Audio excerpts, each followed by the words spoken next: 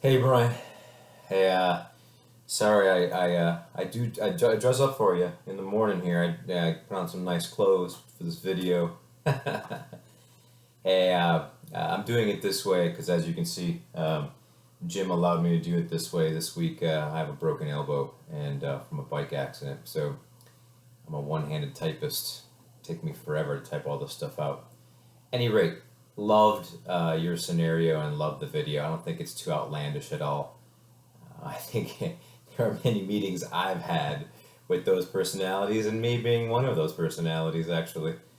So, to answer your questions, to break down the silos and build up collaboration between the members, you know, I almost think, if he's the new leader of the group, I just think there needs to be a team building exercise.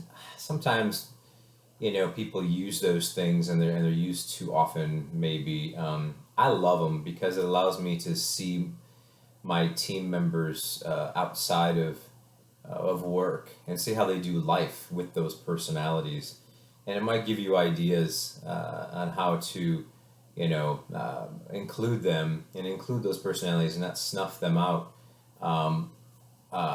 During a meeting, it's hard to include all of those aspects of personalities into a meeting. I get it. The guy that just takes the time on everything, like, all right, that was 5 minutes on collaboration. Now we go to presentation, and then the Debbie Downer, the guy that wants to just always talk about outside work and fun, the rambler. It's like, get your point out. I get it. But you don't want to snuff anybody out, and sometimes people have a difficulty, and maybe an outside team building can get everybody just used to each other, and you can kind of see maybe what your meetings look like in the future. Creative structures, it almost seems like, for instance, the guy that keeps track of time through the whole thing, maybe, as you go around and ask for ideas, maybe he or she goes first. And you keep it moving.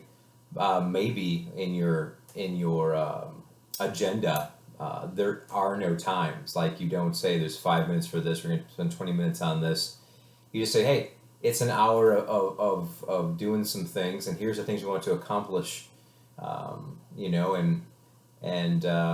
also, I know some leaders will have some of the team members lead for a meeting.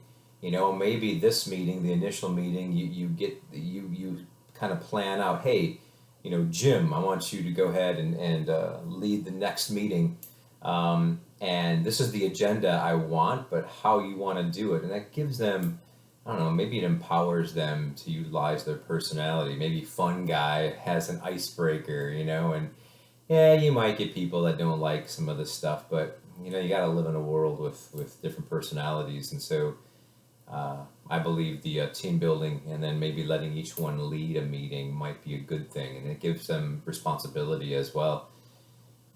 Um, How would you structure the meeting time?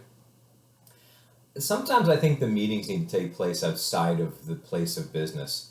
Sometimes you're just there all day, and you maybe won't get the creative juices flowing, and sometimes just being outside of the meeting, not outside per se because of the rain problem, as the video stated. uh, Maybe you'll get some more creativity if they're out having a latte or just out in general.